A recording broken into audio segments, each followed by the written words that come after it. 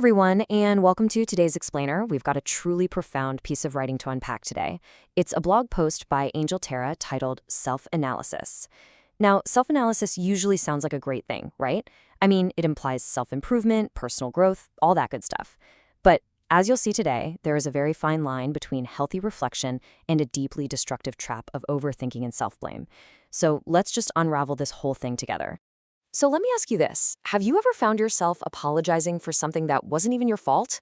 Like, you're at the store, someone practically runs into you with their cart, and you reflexively blurt out, "Oh, I'm so sorry." Or maybe a project at work hits a tiny speed bump and you immediately assume, "Yep, I definitely messed that up." Keep that feeling in mind because that deeply ingrained automatic reflex, that is the exact core theme of the source material we're diving into today. Okay, let's dive into this. Angel Terra begins the piece by setting up this really fascinating contrast. In a previous story she wrote, the main character was someone who constantly blamed the outside world. You know the type for sure. Nothing is ever their fault. It's the traffic, it's the weather, it's their boss. But today, we are looking at the exact opposite end of the spectrum. We are talking about the heavy, exhausting burden of inward blame, the kind of person who blames themselves for absolutely everything. Part 1. The Trap of Self-Blame. To illustrate how insidious this gets, the author introduces us to a parable about a girl who had a pretty severe habit of analyzing every single situation.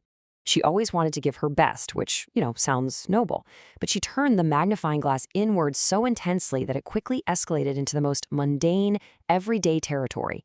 Fights happening, going a little later to an event, eating certain things. Her mind was just racing. I shouldn't have done this. I should have gone later. I shouldn't have eaten that. Imagine the sheer speed and chaos of that internal monologue, just relentlessly telling you that every micro decision is a total failure. The text uses this incredibly vivid metaphor to describe it. Her bucket of cries got full and overflowing. This constant, agonizing self-blame pushed her straight into depression.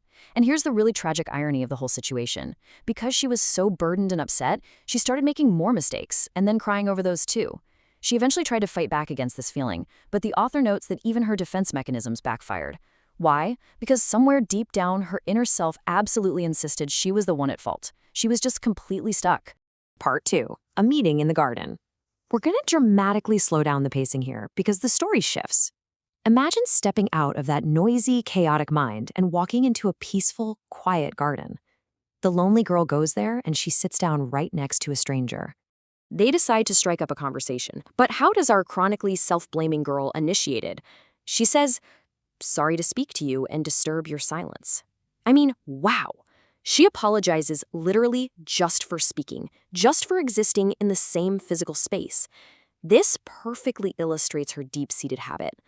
Before the stranger even reacts, the girl automatically assumes she's doing something wrong. And this brilliantly illustrates the turning point of the story, because the stranger's response is a total paradigm shift. They ask, "Why feel sorry? If you don't speak, you won't know if I like your company or not." And then they drop this fantastic quote, "Sometimes bad and sometimes good comes. There's no right or wrong. Sometimes I may be right and sometimes you." The stranger basically tells her to let God decide the big things, while we simply do our duties and, actually try to enjoy life. Hearing those words just clicked for the girl. It was a massive wake-up call. The author makes a great point here, that opposites attract. The friend who was super grounded and in tune with herself guided our self-blaming girl to finally see her inner self without all that harsh, burning judgment. And in return, the girl helped her new friend see the other side of the story in various situations. They balanced each other out beautifully. Part 3. Decoding the Mind's Cycle. Okay, I want to pause the narrative tape right here. Let's shift gears and look directly at the actual psychology behind this. To really understand the trap, we have to redefine what a mistake actually is. Angel Terra makes it clear. A mistake is just a human error where there is no harm done, provided action is taken to correct and learn from it. We're human, we mess up, and that is completely fine. The only thing that actually matters is what we do to correct it. A mistake isn't a final verdict on your worth, it's literally just data used to improve. So the crucial point is this dangerous cognitive cycle. Step 1, you make a mistake. Step 2, you jump straight into self-blame.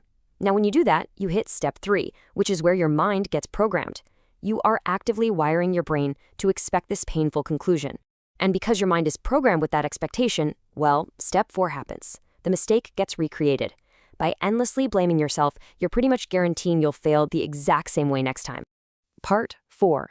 The ultimate remedy. All right, we know the trap, we know the story, and we know the psychological programming loop. So, how do we actually fix this? Well, according to the blog post, the ultimate remedy is beautifully simple. Letting go, forgiveness, and blessing to all.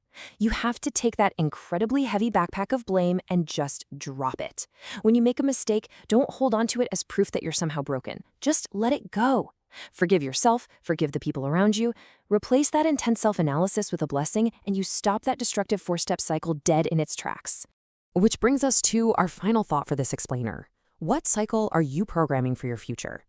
The very next time you drop the ball, or show up a little late, or say the wrong thing, I want you to pay very close attention to your inner voice. Are you just filling up another bucket of cries? Or are you letting it go, forgiving yourself, and actually moving forward? The choice is entirely yours. Thank you guys so much for joining me today to unpack this. Keep learning, keep reflecting, and I'll see you in the next explainer.